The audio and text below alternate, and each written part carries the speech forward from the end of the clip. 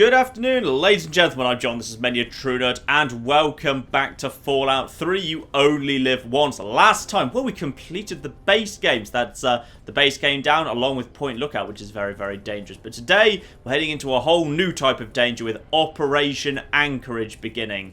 Now, I think I'll kind of discuss why Operation Anchorage is such a pain as we get into it. But of course, Operation Anchorage is a pain, but behind me, behind that there door, it's got one hell of a reward attached to it too. So, let's have a little chat with McGraw here. I think his name McGraw, the leader of the outcasts who are here. McGraw, you McGraw? Yeah, sure, McGraw. Let's see what you want us to do. So you're the one Morrell sent down. Records indicate there's some high-value tech in this base, but we can't get to it. The armory is sealed by a blast door, and we can't get it open. We're pretty sure anyone who completes the facility's VR simulation program will gain access, but it requires a certain interface. Unfortunately, we don't have one. You do, right there on your wrist. I need you to go into the simulator and complete that program, which will unlock the armory. You'll get a share of the gear, of course. I won't lie to you. It's heavy combat, safety protocols disengaged. That means you die in the sim, your body goes into massive cardiac arrest. So yes, of course, we do kind of play by the Matrix rules of you die in the Matrix, you die in real life. And yes, as I said last week, I'm going to carry my real health into the simulation, and any damage I take in the simulation will be applied to the true health counter. I'm going to treat it as if it was the real world, because the game clearly wants you to treat it as if the real world, because sim death is real death. So we are going to be carrying it across. We have 324 out of 480 hit points on the true health counter right now, and that is indeed how many we're going to start with, and any damage we take in there, we will apply to ourselves when we leave the simulation again. First, Sibley wants to take me over here to the pod room. Knock, knock, Olin. Got a new best friend for you. What? Yep, let's hope you treat this one better than the last guy, huh? So, of course, there was an indication of a previous person who got sent into this thing. Now, if we go into this room that's locked over here, and you can get seen doing this because it's just, it's marked in green, not in red, then we will see who the previous person was. And it's an old, well, kind of friend. It's one of the Garys. It's Gary23. And you can see there that basically they just straight up tried to, oops, sorry, I didn't mean to just knock a bit off your wrist there. Presumably, from the blood that's lying around and the brass knuckles over here, they kind of beat him to a pulp trying to make him cooperate. But, so where's the, where actually is his Pip-Boy? Because, of course, all the Garys were Vault Dwellers. They had their own Pip-Boys. Is there actually a Pip-Boy here? No, I can't see it. They've clearly using, combination of bone saws and scissors and so forth, straight up tried to remove the Pip-Boy from his wrist and made quite a mess of his wrist doing it. But for some reason, they couldn't just strap that Pip-Boy onto themselves and have it work. I'm not sure quite what that would be. Obviously, we know from Fallout 4, the very opening section, you can just take a Pip-Boy off a corpse and slap it on yourself and it works. But I don't know, for whatever reason, maybe these ones in the Capital Wasteland need to be used by the original person they were meant for, and they're locked to that person for some reason. Anyway, let's have a chat with Olin, shall we? You're here to help? Fine, then put this on. Get in the chair, and we'll run the simulation. I like how she kind of looked like she was face-palming as I kind of approach. Oh, she's still shaking her head. She is not impressed with me in the slightest. So she's given us this natty little neural interface suit that we have to wear into the pod there. So at this point, we can basically just step into the pod. Except there's one very important thing that we need to do right now. One of the outcasts needs to die because, well, I won't spoil it for those of you who don't know Operation Anchorage, but basically something's going to happen in this base when, or rather if, we survive Operation Anchorage and we get back out to the outcast. Something bad will happen in this base.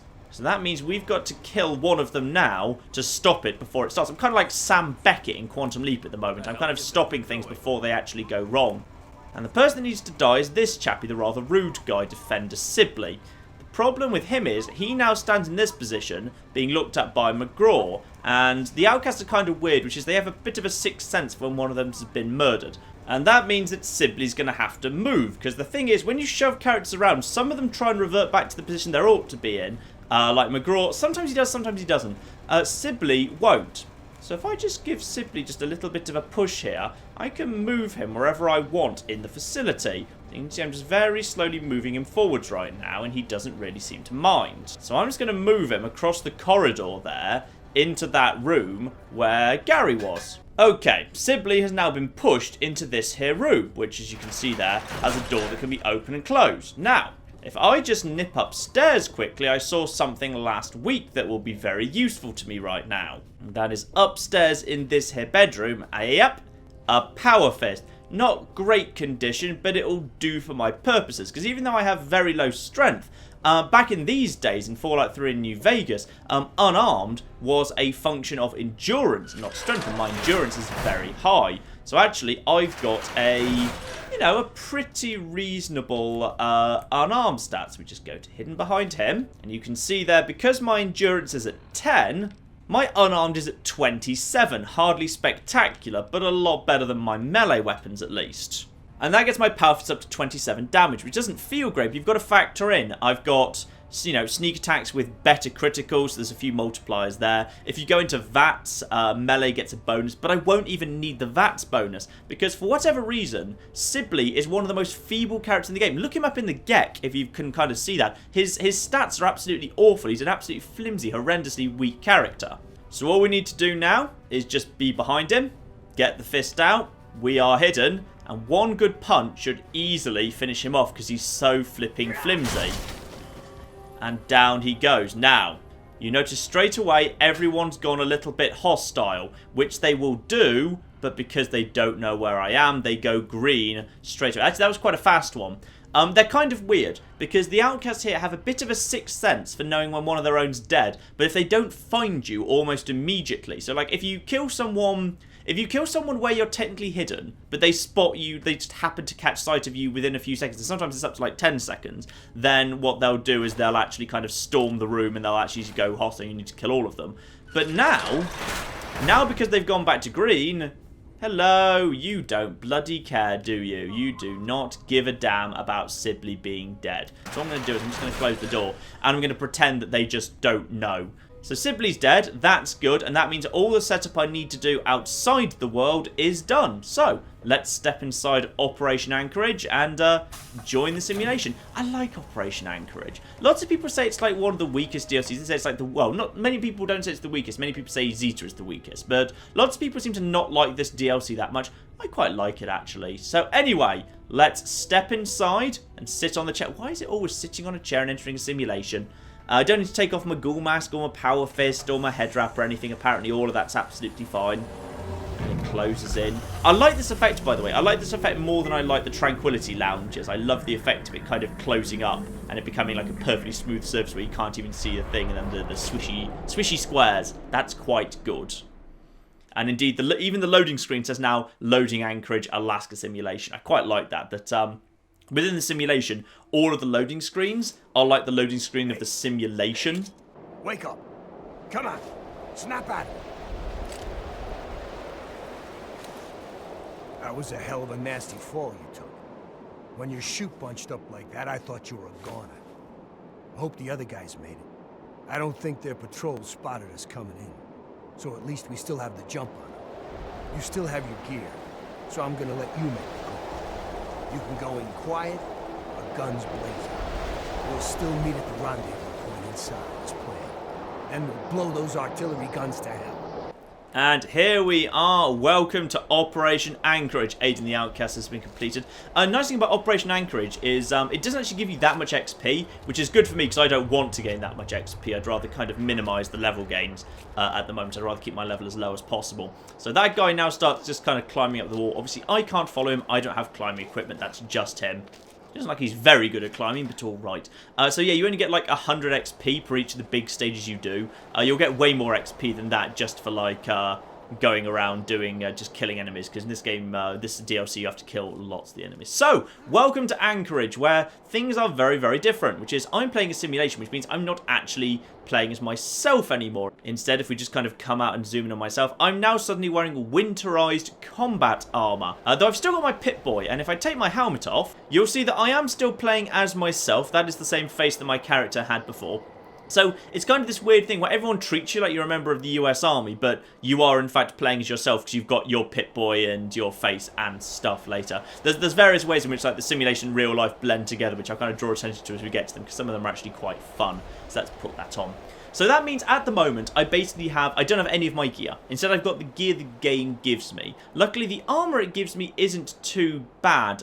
Perfect strength, combat armor, winterized combat armor for 32, and a combat helmet for 5. This is why it's very, very useful to take perks like toughness and cyborg before you enter Anchorage, because you can't bring in your equipment, but you can bring in all your perks. So as a result, like, the game isn't really expecting me to have 57 damage resistance, but I've got it anyway, because, you know, it doesn't take your perks away from you.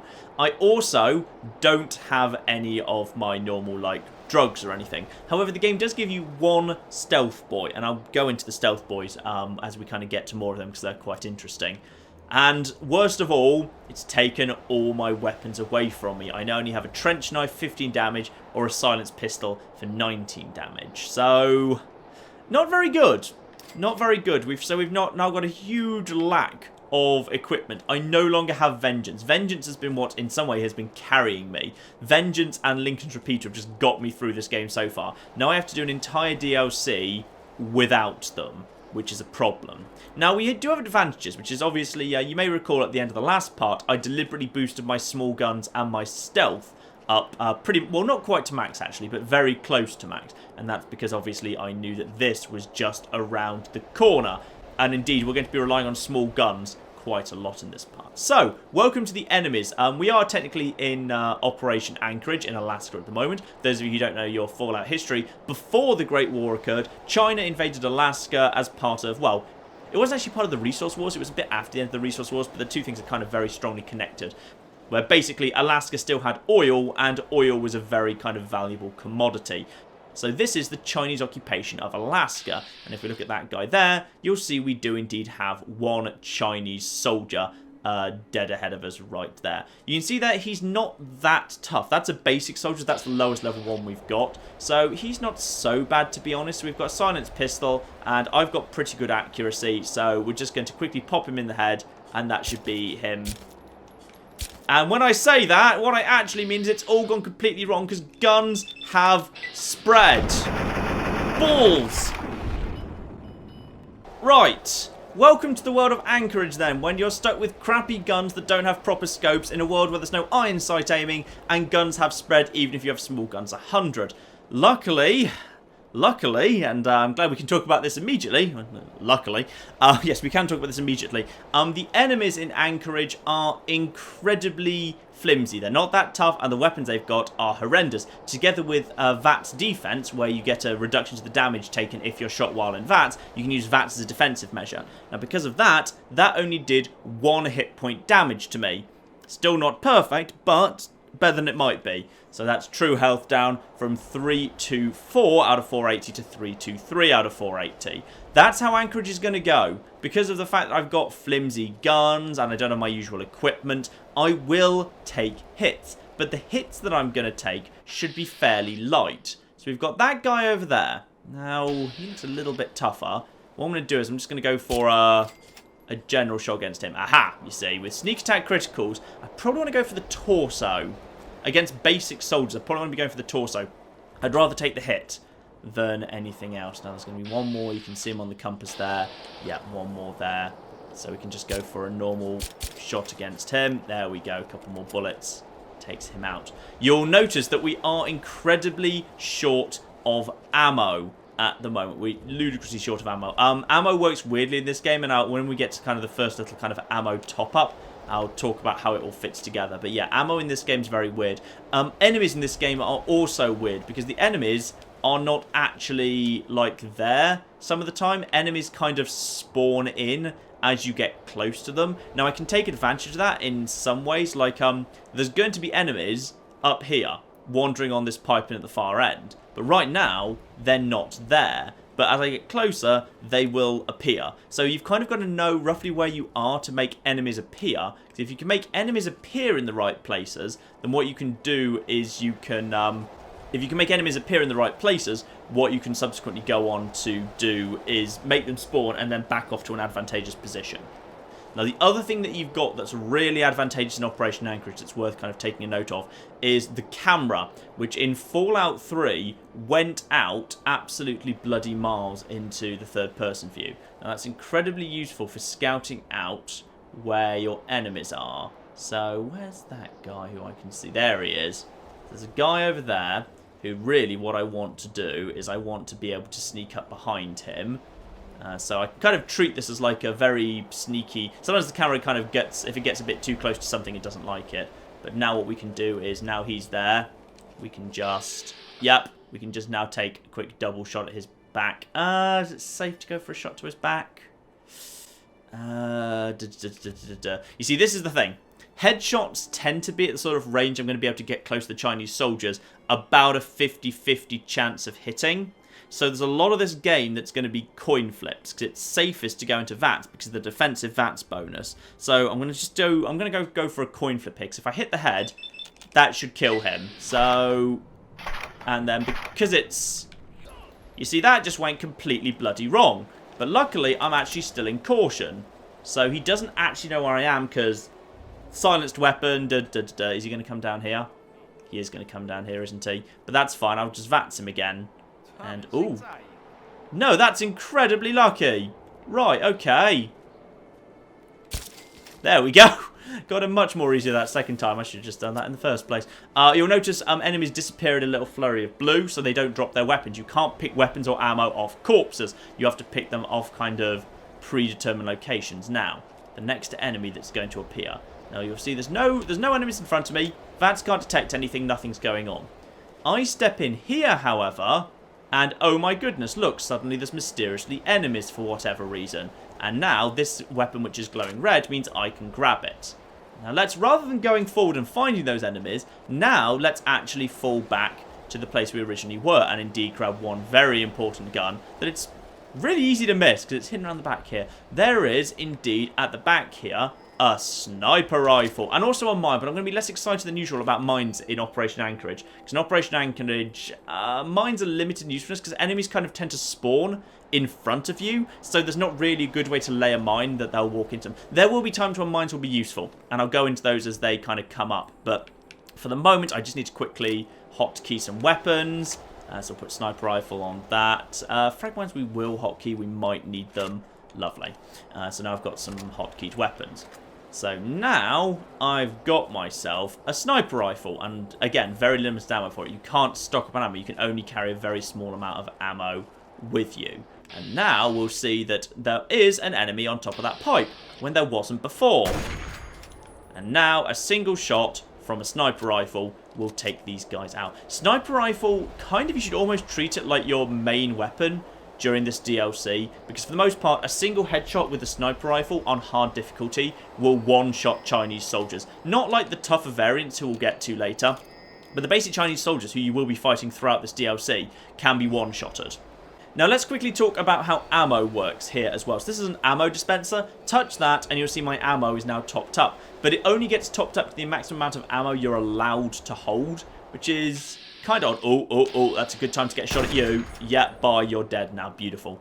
Yes, okay. So those two guards spawned basically out of nowhere. And there's going to be more guards further ahead who are just going to flipping spawn out of nowhere. So, yeah, you need to watch for guards spawning, then potentially fall back to a better position to take them out, because it's difficult. Now, if we go up the thing that he was standing on, we'll get something very good here. We can see what we're going to be going kind of down the line. Ooh, there's one up there.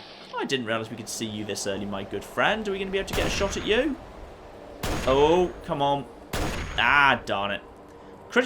Wait, you survived a critical strike from a sniper rifle? Well, bloody done. Right, up here, we're still perfectly safe, because that area is actually a different area to this area. That guy up there can't get down to me over here, so he's fine. We've got ourselves a second stealth boy. There we go. So I've now got two stealth boys. Odd thing about stealth boys and equipment in this DLC, equipment that you get in the first section of the DLC gets taken off you as you kind of complete the first section of the DLC. So these stealth boys are only with me for the first, this first single mission that I'm going to be on. Oh, there's another one up there. Okay. You've spawned, which is incredibly useful. And... oh, come on. Darn it. Well, actually, mysteriously, he didn't. Guns seem to work weirdly in Operation Anchorage. The gun doesn't produce the point where the bullet hit doesn't seem to produce the noise. The actual gun seems to produce the noise. So very often, like, if you shoot someone, they won't even realise it for whatever reason. So, oh, come on. Damn it, they moved at just the wrong time. These guys will never find me, by the way, so I can just basically pick them off from afar. It's actually kind of advantageous to lure that guy down, because... gosh darn it, come on. Luckily, I've got infinite... I do actually have infinite ammo, because I can just go back to the thing. Ooh, he's actually coming... He's coming down. He theoretically could come and find me. That's a bit more worrying. Okay, let's just drop back here for a second. Let's just check where he actually gets himself to. Oh, yeah. You're actually finding your way to me, aren't you? Right, you are going to have to go down to a couple of shots. I'm just going to take... is it worth taking a couple of shots at him? Arguably. Let's just... Oh, no, I'm going to wait for him to show up, and then I'm just going to VATS him. This actually isn't good. There we go. Now, double shot at the head. There you go, you see. Headshot with VATS. That's how you deal with the Chinese soldiers if you have to. If you get in trouble... Headshot with the VATS. Now, where's the other one? Because I saw there was another guy up there. Don't you tell me he's not there, because I saw him up there. There were two guys. There he is, you see. Lovely. The problem is I may be slightly too far away. I might need to actually go down a bit just to get the range. These guns do not have infinite range. And there you go. That's the second one down. There might be a third one who's in a really trolly position. I'm not actually sure. But you know, just like... ammo gets really low, really fast in this DLC. I think it's really, really fast. By the way, if you like see me being like a little bit careless in this DLC versus how you'd normally kind of expect me to act, that's because in this DLC, being careful isn't actually that well rewarded. Being careful, because, you know, you can't really snipe enemies until they've spawned in, and the game will literally not spawn them in until you're kind of close to them. So you've just got to kind of take it enemy by enemy and be a little bit more kind of bullish than I'd normally be, which is fine. I think that's actually kind of a nice little trait. This is straight up like Fallout 3 spending time being a little bit of a more of an actiony kind of first-person shooter type game, which is fine. I don't mind that. It's not necessarily why I play Fallout, but it's a nice change of pace. And I've just got to go and figure out whether there's one more up top, because there might be yet. Oh, there's a guy up top of the pipe yet. He's actually technically part of the next area, not this area, but I will gladly take him out if he'll hold still for a shot. There we go, lovely. Yeah, sneak attack critical with this sniper rifle will absolutely nail him, because again, this is why I took small guns up to 100, because now you can see my sway is basically non-existent. I can actually aim a sniper rifle. If you come into this DLC and you have not invested in small guns, but you still want to do... Well, actually, you know what? If you haven't invested in small guns, you're screwed anyway, because there's very little ways to pacifist this DLC. You're basically just running and gunning. There's not much you can do. There's not many alternative routes. You do just have to fight your way through this DLC. So, God help you if you don't have small guns, because sway on a sniper rifle makes it basically unusable. Your pistol will be incredibly feeble. But instead, I'm actually doing pretty well. So if we go down to my sniper rifle, 52 damage with better criticals. That's why it was so important I took better criticals before I came into this DLC, because that's 3x damage. So yeah, that's like, if I don't get spotted, yeah, 100, you know, over 150 hit points. Oh, flip. I knew there would potentially be another one there. Right, go for the shot, go for the... Yes, okay, good. That is a troll one up there, which is there's one who spawns like on the top and then sort of somehow magically sees you through the cliff and charges down. That's one of the real troll things that this DLC does. It will sometimes just spawn enemies.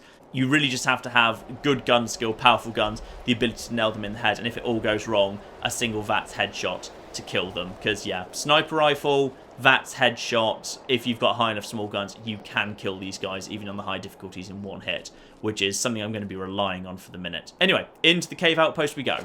And while we head into here, I should actually say, what I'm actually kind of expecting to do in this DLC is take hits. Like, you basically can't complete this DLC without taking hits, but they should all be light hits. So it should be alright. Okay, here we go. There's a fight going on there between an American and a Chinese. Somebody's dead. That's fine. So all I need to do now is just quietly work my way down, and we should get a view of the Chinese person. Wait, what? Oh, there he is. Yeah, I was about to say, surely the American didn't win. I thought it was like a scripted event that the American had to lose that fight. And then we'll just wait for the Chinese person. There we are. Chinese person goes down. There's another one behind me. Got to be very careful. This next one's really easy to miss. If you're just going into the cave, you can really easily not see the red because you're looking forward. You don't realise there's actually a little kind of sub-cave behind you. So now I just need to... Okay, just go around the back, go around the back, go around the back, go around the back, go around the back. I'll take a headshot at you. 63% chance with double VATs. Yep, fine. Again, you see, I'm coin flipping. I'm coin flipping throughout this DLC because there's going to be so many times headshots are going to be about 60% and I can get 2 VATS headshots in, so I will just go and take those. And then yeah, if I lose a headshot twice in a row, you can be absolutely screwed in this DLC. Now you probably noticed I just picked up some microfusion cells. Microfusion cells aren't counted as ammo. The ammo dispenser doesn't top them up. Microfusion cells you just have to pick up as you go along. But microfusion cells are in fact because if we go out into the cave system here, we will find ourselves, I think it's just slightly floating in midair there, the Gauss Rifle, easily the most powerful weapon in this DLC. So even though I don't have a high energy skill, the Gauss Rifle is still 84 damage. Its problem is it's extremely limited in ammo, and I can't aim the damn thing for toffee. It's a powerful gun and I will still need it at times, but I can't actually aim it that well. So, you know, I may just kind of use it for fun. Actually, no, it's not worth me playing around with just to show it off. I'll show it off at a better time. There's one more soldier in this cave who's going to kind of come down the ramp in a second. So we'll see them. You see, he's not on the map yet, but when I get close, he's going to spawn in a second and he'll walk down the ramp. Where is he? Come on. I know you're there. I know you're going to spawn in a sec. There you go. I actually got a bit closer, so he spawned in. But with my stealth as high as it is, we should be alright. He'll kind of walk over this way, and then he'll walk further into the cave, which will be a good time to just shoot him in the back. So we'll just wait for him to do that. And, yeah, there we are. Nice shot. I think it hit him in the arm, but even then, that's a one-hit kill. Because, yeah, this is a powerful gun, and he just disappears. And that is all of the enemies in this cave. That's what this DLC is made up of. It's like a load of little rooms, most of them without more than, say, 3 to 6 enemies in, but you don't have great guns, you don't have much in the way of protection at all. That's the cave system done, and that means we can head into the, what's the next area called? Is it called the first silo or something? I mustn't be too careful. I know this DLC pretty well. This one I planned out very carefully, because this DLC, it rewards very small-scale micro-planning. Because what goes on is, like, it is just basically a series of small interconnected areas. So as long as you... Oh, hello. Oh, yes, sorry, this is where you join up again with your friend there. Hello, Montgomery, who climbed the cliffs. God damn, this place is swarming with Reds. I almost didn't make it. Well, yes, we're in the middle of a Chinese occupation. What exactly were you expecting? A welcome party from the Belgians? I'm glad to see you made it in one piece, Montgomery. Yeah, I almost bought it out on the cliffs. Didn't know the Reds were so handy with a sniper rifle. So, what's the situation? We clear to blow the hell out of this place? Yeah, seems sensible to me. But first, always ask him for spare ammo, because he can give you some microfusion cells. Yeah, I can spare a few rounds. Now, most of what he gives you is pretty pointless, because, like, the ammo, like the 10mm and stuff, is ammo that you just get topped up by the thing anyway. I'm pretty sure you can't go over the maximum ammo you're allowed to hold, so that's just waste ammo. But the microfusion cells can be very, very useful. You can't ask for any more, though. He won't give you it. And I'm supposed to kill the Chinese with what? Snowballs? Sorry, that's all I can give you. Fair enough. Let's go in that case. I got your 6. Now, here's the unfortunate thing about Montgomery. You're fully aware that obviously I generally have a no companion rules. The thing about Montgomery is, though he is a companion, he's immortal, he's quite tough. Stow the chit-chat. Let's take out those guns. There you go. If you speak to him, I can't actually tell him to wait. I can't give him orders. He just follows me around. The nice thing about him versus some companions in the Fallout franchise, though, is if he sees an enemy, he won't just go guns blazing. He acts a little bit more like they would in the military, which is quite nice, which is until combat has actually started, i.e. you fired the first shot or you've been spotted and you're directly under fire, he won't do anything. Even if there was like a Chinese soldier right there who had his back to us and he had a clear shot, and Montgomery, sorry, had a clear shot at the Chinese soldier, Montgomery wouldn't take that shot because he will only kind of take a shot after combat started or you've begun combat. So he's better than some companions in that way, but sadly, I can't get rid of him, and I can't tell him to wait somewhere, and that I've never found a good area to like trap him so he can't follow me. So I do have a companion with me. Sorry, there's not much I can actually do about that. And out we go onto the Anchorage cliffs again. Now, we're basically further up from where we were last time, so that all down there is where we started off. We've already killed one guy who was on the pipe. Soldier number 2 is right ahead of us. There's one right there, so we just get that shot. There we go, he's exploded. So that's the first 2 soldiers that we need to take care of, and then the one who was on the pipes we've already killed. Now, I think this next area is a little bit kind of weird, actually, because it kind of shows just how... Yes, shut up, Montgomery, I'm speaking. It shows how kind of weird sound and noise works in Operation Anchorage. So you can see what we've got ahead of us there. And yeah, just double check, yeah, there's no red on the pipe. We've got 2 soldiers. One, and they're both facing away from us. So we've got one there facing away from us and one there facing away from us. Now, what you might logically expect would be is, if I shoot that guy, then because I'm not using a silent sniper rifle, that second guy will hear and panic and whatever. Mostly, he doesn't. He might do, incidentally, but if I take the shot at this guy and kill this guy, there's a very good chance that first guy at the top won't even realise. So he's dead, and yeah, our friend over there just has completely failed to notice what's actually going on. So we'll explode him. Look at that! Bloody Mess is so much better in Fallout 3 than it is in Fallout 4, which is quite frankly embarrassing for the people who made Fallout 4 that they've ruined Bloody Mess so much. Yeah, I know, sorry, I know I don't like to talk about Fallout 4 during Fallout 3 because I know some people want to avoid spoilers, but I really think this isn't a spoiler. But the Bloody Mess aesthetic, kind of the way it looks in Fallout 4 is nowhere near as fun. There's no kind of near as much like giblets flying everywhere as it was in Fallout 3. It's very disappointing. Easy thing to miss, which is don't just go forwards. You can actually go backwards and go onto the pipe and over into that little office that we saw earlier. So that should be now completely safe. I can't remember what's over there, by the way. It might well just be just kind of as simple as like a little kind of health top-up station or an ammo top-up station, but there might be some mines or something, because mines, don't get topped up by the ammo station. They're just kind of stuff that you kind of pick up as you go along. Games gives you tons of grenades as well. I don't think grenades are that useful at all in Operation Anchorage, but I guess maybe if you've taken loads of, if you've just taken a ton of explosive skill and you just don't have small guns, you might kind of need them a little bit more. Yeah, it's just stuff. You'd also notice like you can't pick up stuff in Anchorage you would normally be able to, so I can't pick up mugs or pencils, which is very tragic. Yes, so indeed this is just a health dispenser. This is how health works, by the way, in Operation Anchorage. There's no stim packs or anything. All you need to do to top up your health is, well, unless you've got natural regen perks of some description, which still work in Anchorage, then you just need to use this here health dispenser. Just tap it and it fills up your health.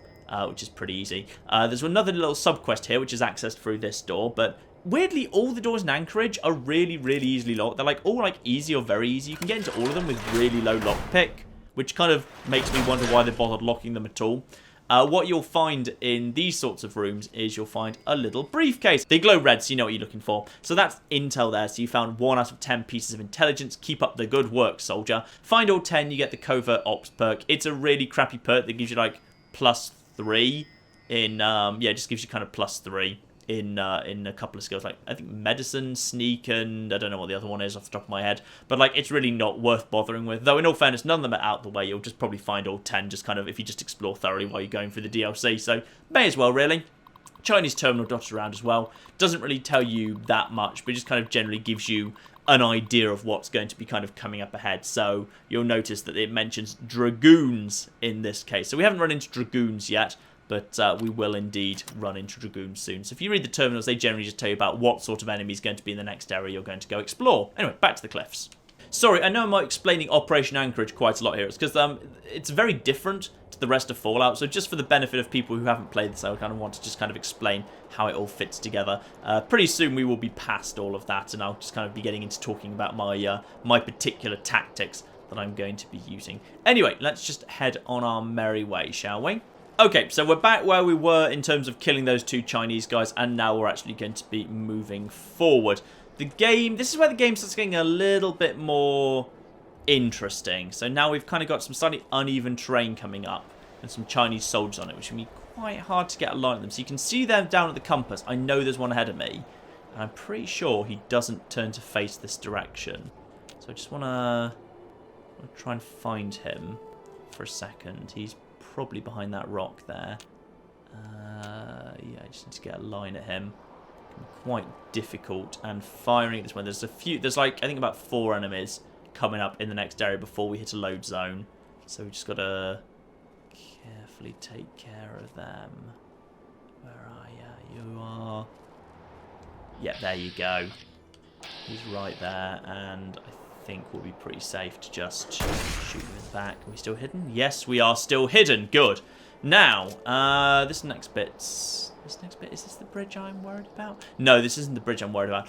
This next bit is a little bit trolly, because there's a soldier ahead of me that, as far as I can tell, I think it's pretty much impossible to get, like, a good angle on from this side of the bridge. You just have to cross the bridge to get to them. I've never been able to get, like, a good shot at them from this side, which is kind of annoying, but we just kind of have to go with it, unfortunately. You could, of course, theoretically lay a mine on the bridge and just fire one shot to get their attention. In my experience, that doesn't work very well. Enemies in Operation Anchorage don't wander very, very much unless they get really panicked. Well, I say that, but then that soldier in that very first area who kind of came down from the top down around and actually tried to hunt me down did a pretty good job of actually finding me. So I just need to get up to a position where I can see this guy. Where is he? There he is. Another problem you'll have in Operation Anchorage is figuring out whether or not you actually have a shot at something, because the hitboxes around the rocks aren't really where you might logically think they were. But we'll take the shot. There we go. Goes down nice and easy. Now, this bit is... Oh, hang on. We've got another guy over there. Lovely. This bit, I think, is kind of cheating, quite frankly, because this bridge, generally, people start shooting. I think the game spawns someone who basically runs out of that building, who you can't see normally until you're crossing that bridge. They're not actually there. The game spawns them in as you're crossing the bridge. You can see there, Vats can't see anything. Nothing on the compass, nothing in my scopes. I think the game's going to spawn someone by the door that's or kind of inside that corridor that's through that little doorway there, and they're just going to run out there and open fire on me. And now I'm wondering whether it's worth me using a stealth boy, because there's a few times it will be worth me using a stealth boy. I don't really want to use one just yet. I'm going to try and see if I can just nail them with a head. If they do show up, can I nail them with a headshot before they hit me? Or maybe it was that guy I just killed. I don't know. I'm ready for him. Oh, yeah, yep, there he is. Oh, it's 2. Run. No. Oh, balls, this was a bad plan. Oh, darn it. Should have gone with the stealth boy. Should have gone with the flipping stealth boy. Right. That was a few hits there. Darn it. They don't follow you in here, though. Yes, they do! Apparently they flipping do. Right, okay. I thought they didn't. Well, this is better than the alternative, quite frankly. Which is you dead, and one of you not dead, apparently. Oh, flip. Dead. Is that all you got? They just did a lot of damage to us, flipping Montgomery. Damn it, okay. Right, that went badly. Scratched 30 hit points there, and that's quite frankly a good result. I was lucky, because if they hadn't started shooting at Montgomery, he would have shot at me again, so... Alright, fine. That was unfortunate. I honestly thought I'd killed that first one, so it would only be 1, so I'd be able to take him out with a headshot. When I saw 2, I thought the best thing to do would be to run for the room and just kind of try and hold out there, but did not work out quite as well as I was hoping for. And intel case number 2, in case you fancy that sort of thing. There. Alright, fine. Well, that's them taken care of for the moment, at least. Alright, ladies and gentlemen, as this part turned out to be much longer than I expected, I'm going to call it a part here. But this is not the end until next week. I am declaring the first Fallout 3 You Only Live Once double bill. I'm going to start this part, rendering and uploading now, to make sure you get at least one part tonight. And there will either be another part out later this evening, or if I can't get it out tonight, there will be a part up tomorrow too. And in the meantime, ladies and gentlemen, I've been John. This has been Many a True Nerd, and this has been the admittedly slightly shaky start to Operation Anchorage. Thank you very much, and goodbye. Has he got nipple tassels on? There is nothing less intimidating than a fat bloke with nipple tassels. I wouldn't kill him. We're standing on top of a pool of oil and he's holding a torch. I'm fighting the same guy 3 times at the moment. It is actually the same bloke. It's cocking Scotland, not the waste beyond the wall. This isn't Game of Thrones, it's just Britain.